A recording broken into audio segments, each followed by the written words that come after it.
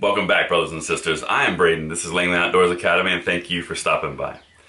Alright guys, I'm going to be honest, fair warning, today's content, it might get spicy. I have an emotional reaction to the thing we're going to cover, and I hope that you guys do as well. You know, of course, calm and collected, but I usually hold it in pretty well. But fair warning, I might get spicy on this one. So what we're going to talk about is Colorado, those 3 new gun bills that passed, but what actually happened? We're starting to get more information about the backstory, about why the Colorado Republicans failed miserably in these Democratic, basically gun control bills, got slammed through the legislature and signed by the governor with almost not even a whimper from Colorado. That's incredibly important. But let me just show you the article title tonight, and I'm just going to let you speak for itself. Colorado has several new historic gun control laws, all passed with little pushback. What's next? All right. See, I'm already getting it. Okay. Everything is linked in the description box below. You can read this article for yourselves. But let me know what you guys think in the comments field as we go through this. But the number one thing I want to say to you, you guys can do more than you think you can. Some people think they don't have a voice, they don't have power. You do. You absolutely do. And if you can't find people who represent you properly, like the people in this article from Colorado on the Republican side, you either find someone who can or you do it yourself. You have more power than you think you do, and I will support you all the way, because these people royally just made me not very happy. But let's get into this, because Colorado Republicans, I pray to God this is not representative of the entire nation. Okay, here we go. So, the backstory, if you're not aware, and we've done 3 videos on this previously in the past month and a half, all about gun control in Colorado. So check those out if you want more in-depth detail, but here's the high level. Democrats came up with 3 new proposals, all of which became law. They were signed in last week. Colorado will have an Office of Gun Violence Prevention.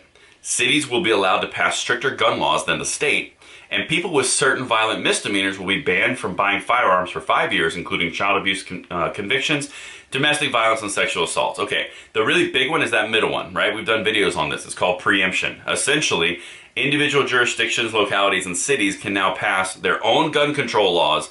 In the state of Colorado, it doesn't matter. It can go further than state law. Previously, you could not pass the state law. It was called preemption. That was a very big deal. Now, you can have gun control as far as you want to go in any city and locality, but you can't go less than the Colorado state law. So, Republicans got stuffed hard on this one. And I'm good. Okay, I'm good. All right, so here's what they didn't actually pass, and this is where the Democrats use strategy and they actually use their brains. I don't agree with the outcome in their mentalities or their really interpretation of the Constitution, because they don't have one. They just want to rewrite it. But they're actually smart on this, and they took the Republicans to task. I'm going to flat out tell you. But Democrats did not try to pass a statewide assault-style weapons ban, and some advocates had them calling for more. I was conflicted myself, right? I mean, I support an assault weapons ban, but from a statewide public policy perspective and where our state should go to save the most lives, I think there's a legitimate question on, is that the right next step, Finberg said. Now, Finberg is a Democratic legislator there in Colorado. Now, here's where they use their brains, and it bums me out, but they did. Of course I support an assault weapons ban, so we know his intentions. Then what he says in the end of that sentence is, but is that the right next step?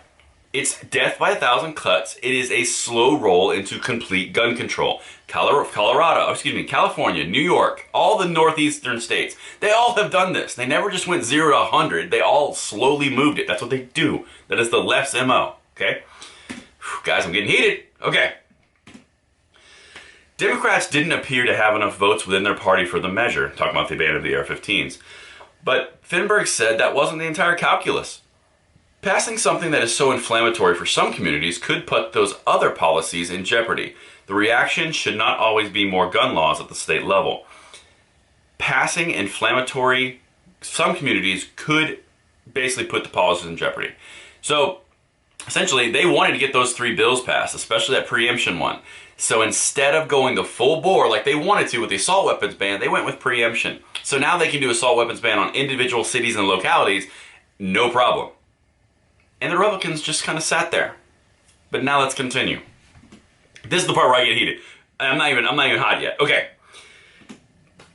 This year's bills didn't draw the heated debate from those previous legislative sessions did. Really, Republicans, what's up? Let's talk about that, because this is quite obvious a overreach. Pretty simple, but you didn't do anything? Is that what this is saying? McKean. This is the guy's last name. He's the leader of the Republicans in Colorado. This is the same guy, just so you know, who voted yes on this bill on accident instead of saying no like he intended to because he thought he hit the right button. Okay. McKean said Republicans made strong arguments against the newly passed policies, which they view as unconstitutional overreach. But he acknowledges that the opposition to this year's gun bills was not as heated as it could have been. What are you doing? You're the leader of the Republican Party. You vote incorrectly on this hallmark legislation that the Democrats are pushing, and you admit that it could have been more heated. It just wasn't. This is why I say if you live in Colorado, find someone who will represent you or do it yourself, because this type of stuff is why the left wins. Weak, mealy-mouthed Republicans and people who say they are men who support our rights don't. We need leaders. We don't need these... Okay. We're going to keep going. Keep going. And this is the part where I actually have it labeled in my notes. This is unforgivable. Okay. And I think one of the things that I would tell you from my perspective and talking to a lot of people is the exhaustion of people fighting by overreach from the Democratic legislature every single day. That is literally your point. That is literally the reason you exist in that role. If you cannot do it, get out. Was that simple enough for you? The Democrats are always pushing. They play the long game. They play the slow death of 1,000 cuts, and they push everything forward incrementally until they want to.